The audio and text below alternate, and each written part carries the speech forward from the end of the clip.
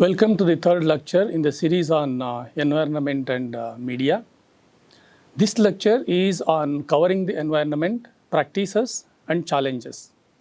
We will be looking at the issues and constraints involved in environmental reporting. We begin with how important the environment is to the media. One of the things that we notice is that there is low salience of the environmental issue in media generally. As several studies have revealed, the percentage of environmental news is not more than 2% of the total editorial content in newspapers. Environmental issues generally don't make front page news unless there are dramatic events, conflicts, or disasters. In their competition for space in newspapers, environmental stories lose out to stories on politics, crime, business, and entertainment. Environmental issues are very complex.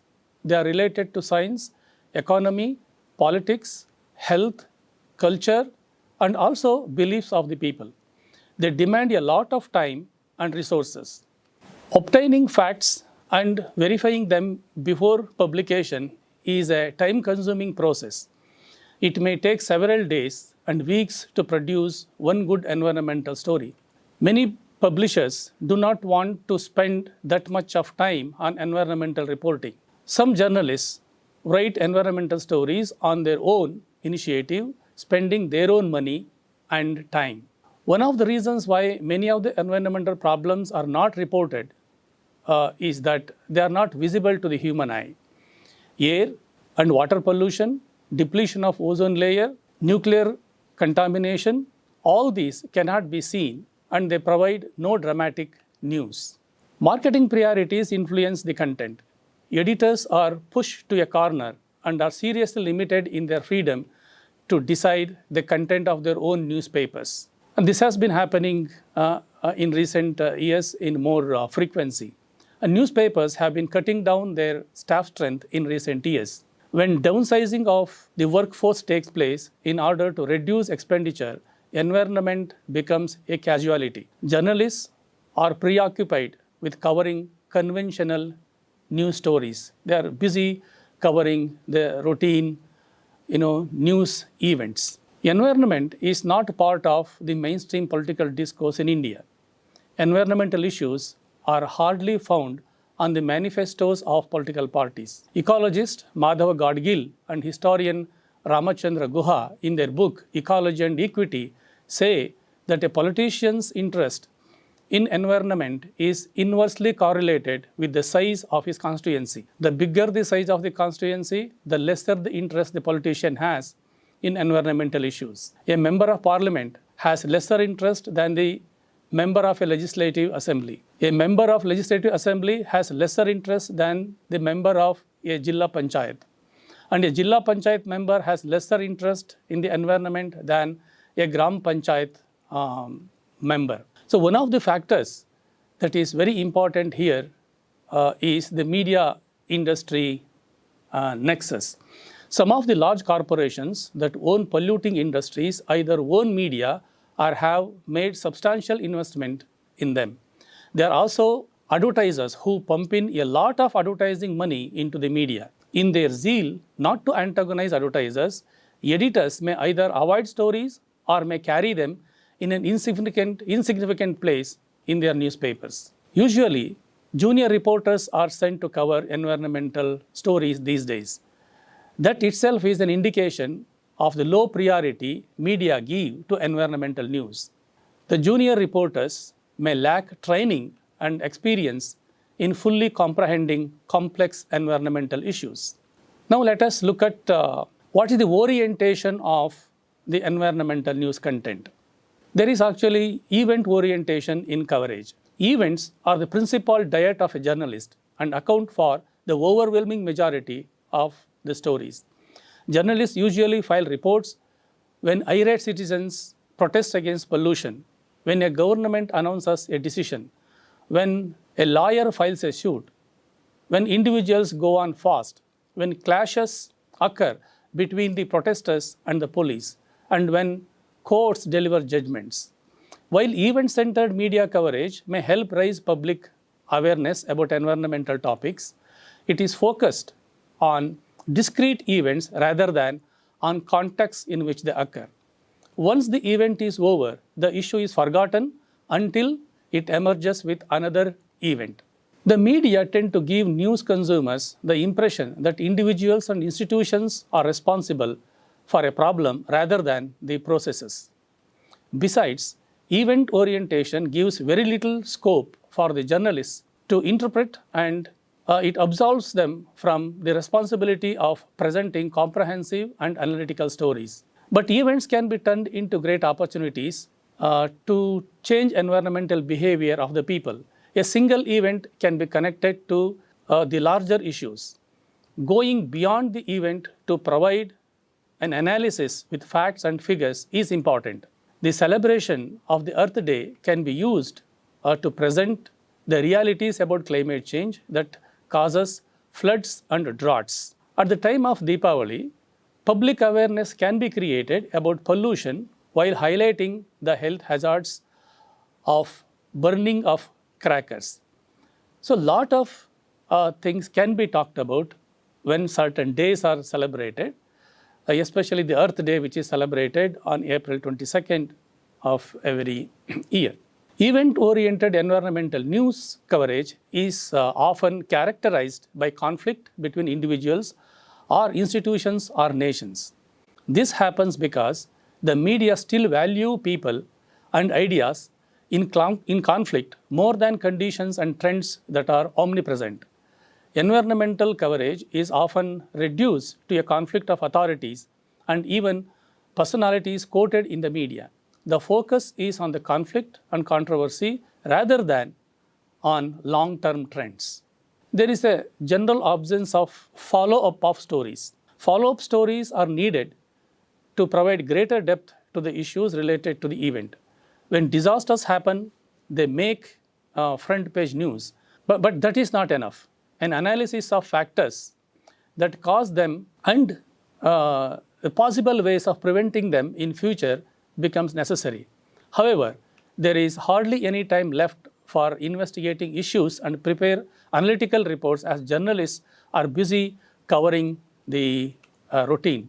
They cover environmental stories along with many other stories they usually cover. So they have very little time left to pay attention to environmental stories, which usually take a lot of time.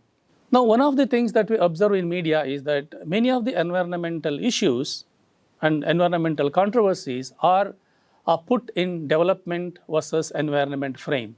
Much of the coverage of environmental issues is in development versus environment frame, and studies suggest that the tilt is mostly towards development. It is very rare that there is a media demand to stop a controversial project. This can be seen in case of big dams, nuclear power plants, rail and road projects. Media have generally favored them, although they have put out stories about some of their harmful effects. Many environmentalists feel development versus environment debate is a false debate brought up to defend development at the cost of anything. They feel development versus environment frame was created by the big corporations because they want all those who raise questions on the environment to be branded as anti-development, anti-progress, and anti-national. This binary of development versus environment in a way helps build sensationalism into the environmental stories, shifting the focus away from the real issues. Media that use the development versus environment frame focus on only the positive impact of a controversial project and play down the harmful consequences. In a section of the media, the narrative is fortunately shifting to a more realistic approach of giving equal importance to development and environment. The floods and landslides in Kerala and Kodagu in 2018 brought the debate back into the focus. Environmentalists began to argue that it was the so-called development in the Western Ghats region that caused the disaster. The newspapers debated this issue. Interestingly, several newspapers presented the view that the disaster was man-made, and that if development can cause destruction, it is no development at all. There are some studies that have indicated that while urban media are pro-environment, the rural media are pro-development. And again, while the English media are pro-environment, the Indian language media are pro-development. But this may not be true in all cases and in all places. It may have happened in some districts or in some states, but not everywhere. But this is something that we should look into to understand whether language has to do with environmental coverage. Now let us look at the risks involved in environmental reporting. Threats to environmental journalists are on the rise throughout the world. Environmental journalists have been threatened, harassed, sued, fired, arrested, assaulted, and killed while covering logging, mining, and development. Logging, deforestation, and mining are dangerous zones in environmental reporting, according to Reporters Without Borders, which is called RSF. The report says 15% of the cases of threats registered against journalists are linked to environmental issues. At least 10 journalists covering the environment have been killed in the last 5 years, an average of 2 journalists per year. There were 53 press freedom violations that were linked to environmental journalism during the period between 2015 and 2020. In India, the threats to environmental journalists have only increased over the years. Some journalists have risked their lives to investigate violations of environmental law by the mining mafia, big corporations, and politicians. The Reporters Without Borders, which has produced the report, says that all 4 environmental journalists murdered in Asia in the last 5 years were from India. Let us look at some of the attacks on environmental journalists in India. On June 1, 2015, a gang entered the house of Jagendra Singh, who was an independent journalist working at Shahjahanpur in Uttar Pradesh, doused him with petrol and set him on fire. He died of injuries later in a hospital. Jagendra Singh had been investigating land encroachment and illegal sand mining on the Garra River. The police concluded that he had killed himself, despite the fact that there was a lot of evidence to show that he was set on fire. Karuna Mishra was the Ambedkar Nagar bureau chief of the Hindi daily Jan Sandesh Times in Uttar Pradesh. On February 13, 2016, he was shot by 3 gunmen on motorcycles at Sultanpur as he was driving home. He died on the way to the hospital. He had written about illegal mining by 2 local contractors in his newspaper and had refused to accept bribes from them. Mishra had ignored repeated threats to his life and paid a price for his commitment to professional values. Sandeep Mishra, another journalist, was probing the police sand mafia nexus in Madhya Pradesh. He was crushed to death by a speeding truck that ran over him on March 26, 2018.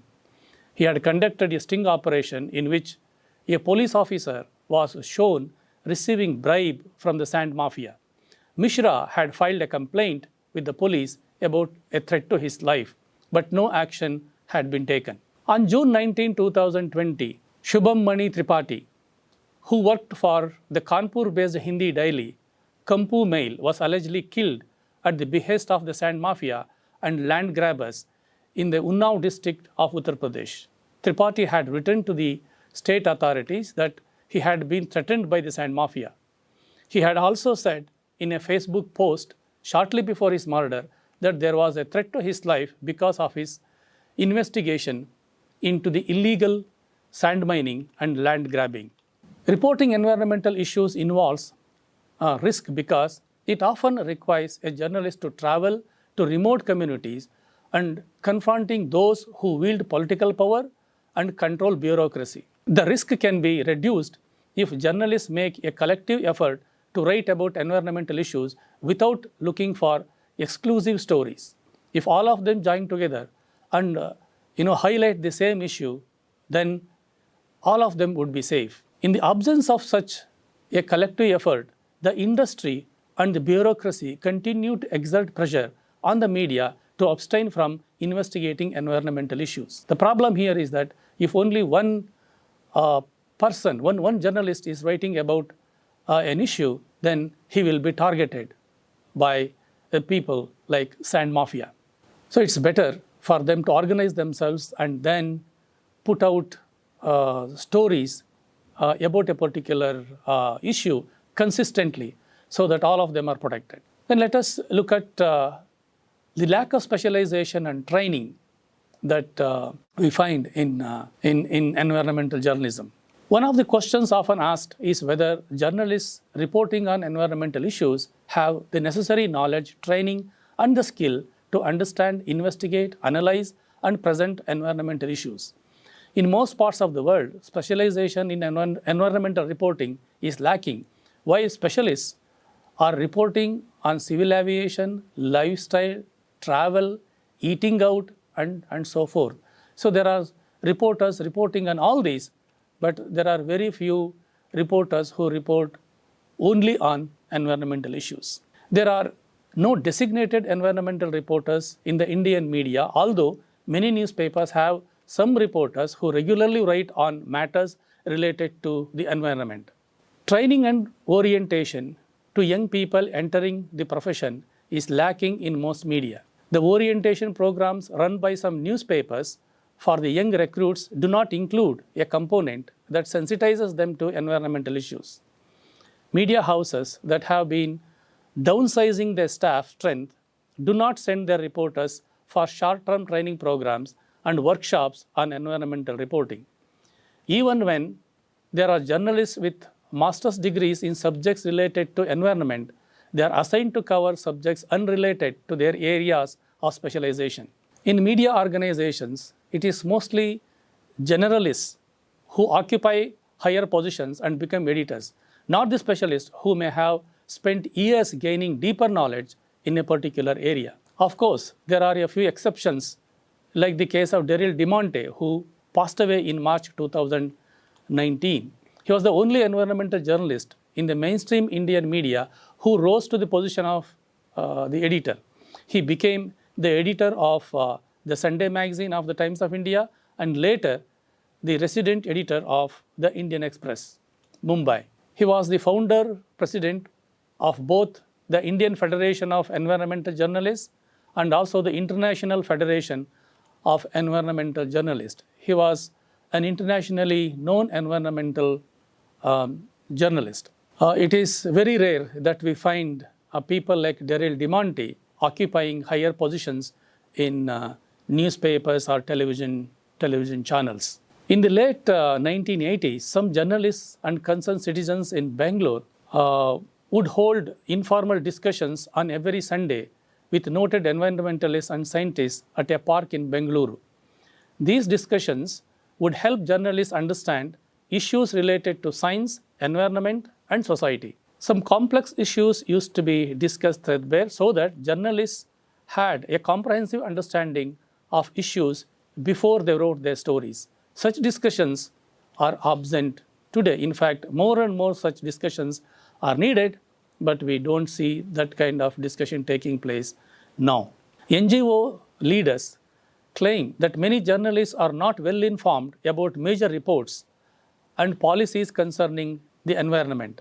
They say hardly any questions are asked in the press conferences by the reporters because these reporters do not have clear idea as to what is being talked about in the press conference.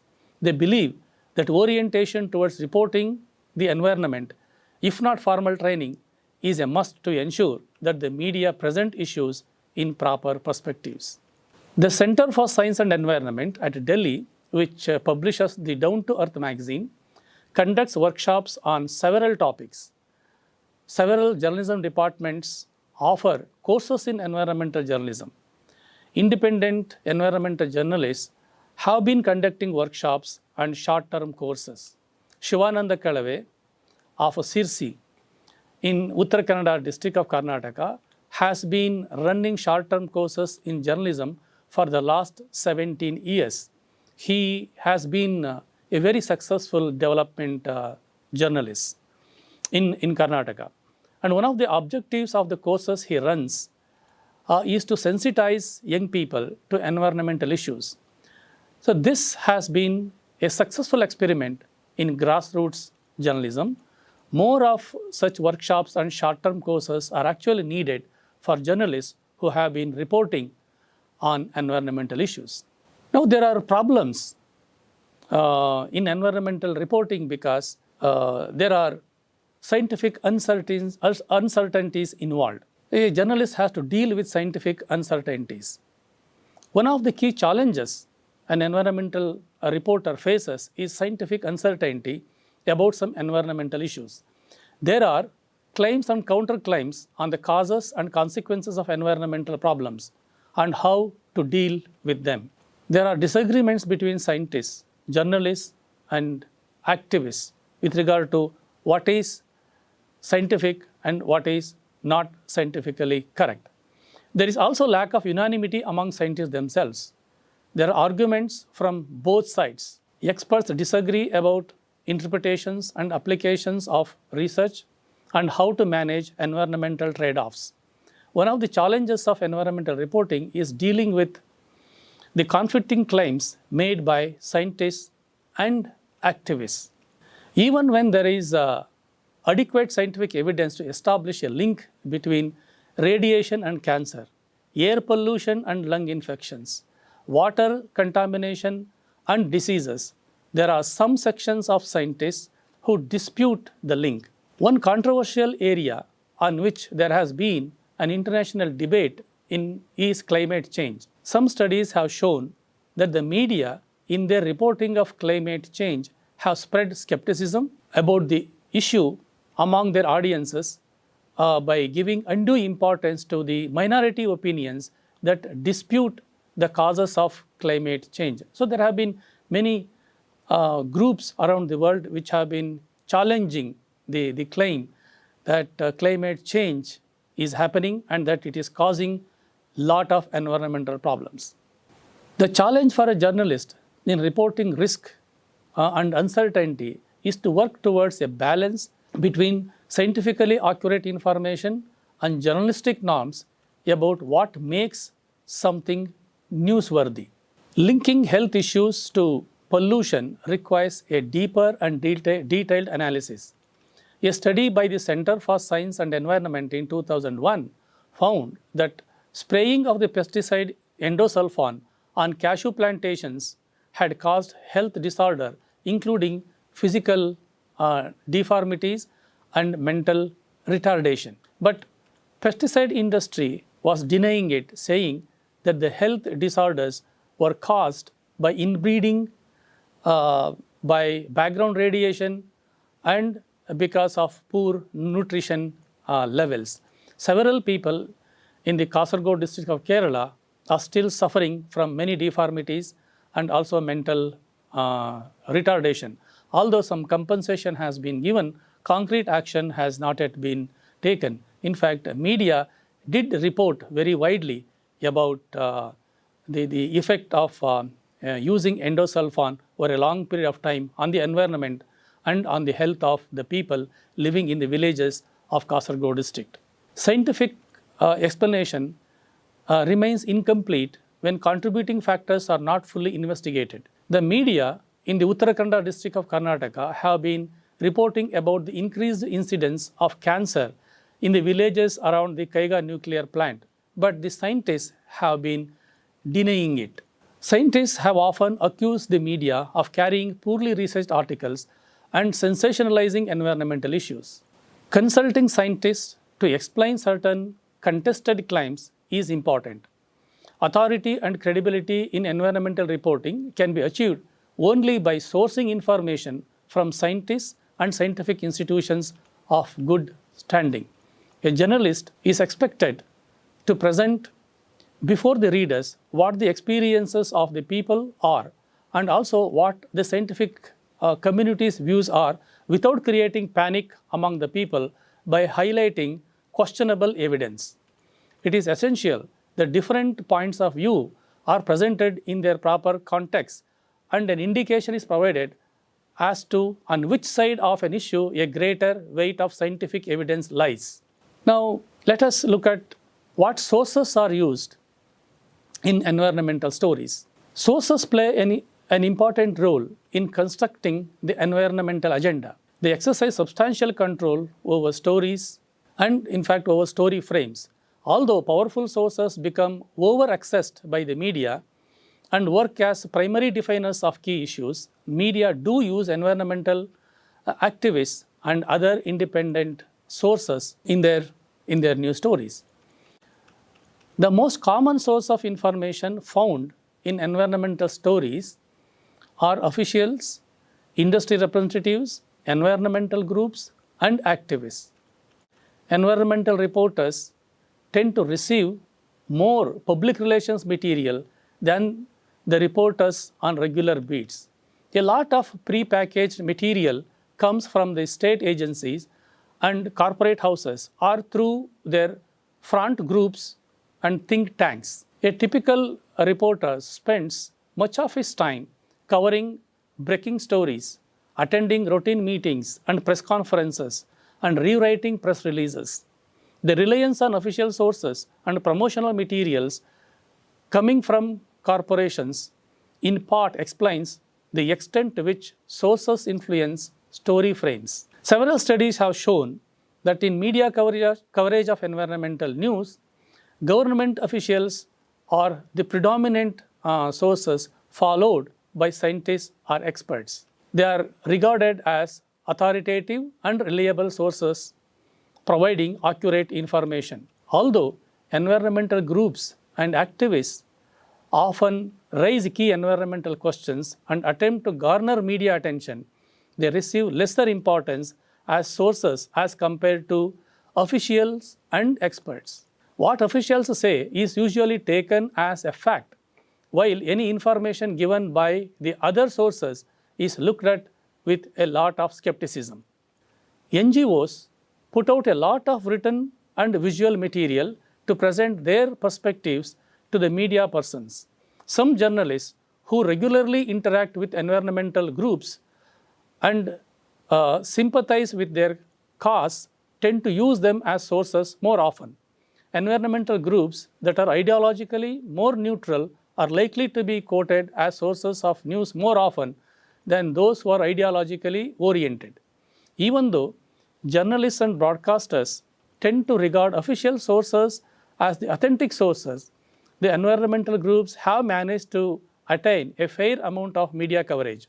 However, they are rarely treated as principal definers of the environmental debate. While journalists have been very skeptical about the claims made by the environmental, NGOs argue that they present reliable and well-researched information to the media.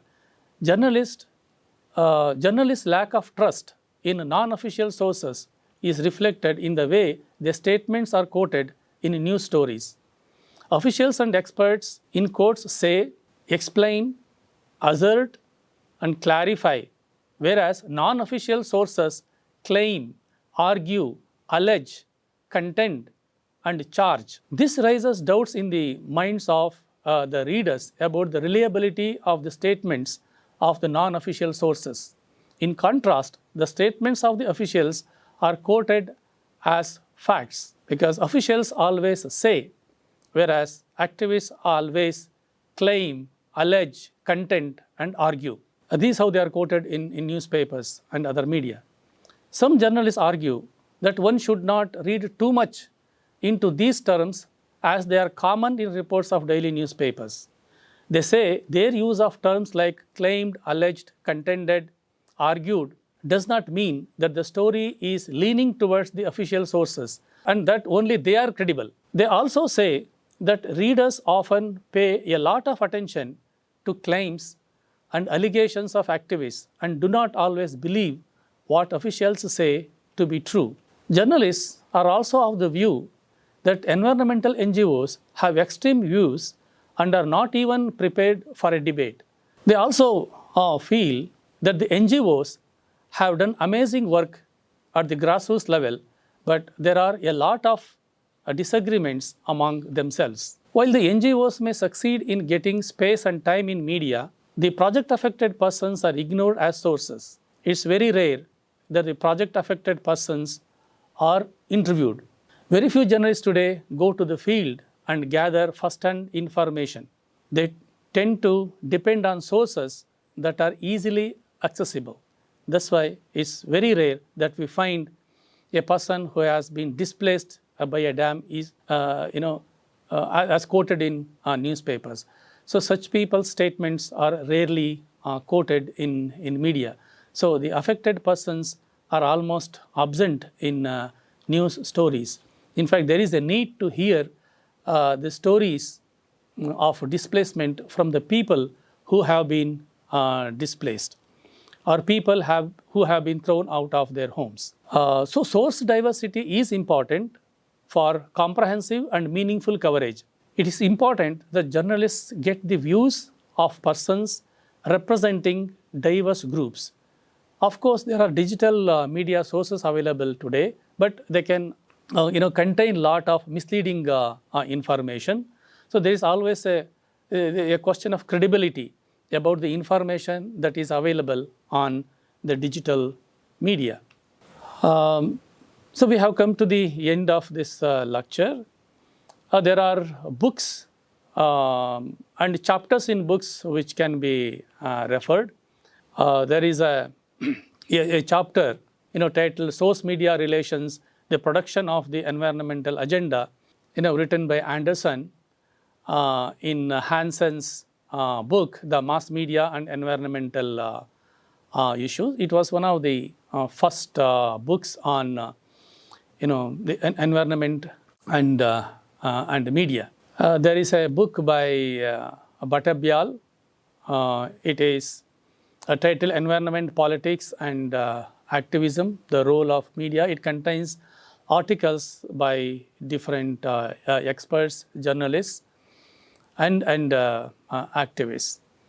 Then there's a book by Chapman and then Keval J. Kumar and others. It's titled Environmentalism and the Mass Media, the North-South Divide. This talks about environmentalism in the United Kingdom and environmentalism in India. A recent book has been the Routledge Handbook of Environment and Communication. This book contains articles written by people from different countries, including an article on Indian environmental journalism. There's also a book by Preeti Nambiyar on media construction of environment and sustainability in India. There are many other books. These are the books you can read. And in the next lecture, we'll talk about advocacy in environmental reporting. Thank you very much.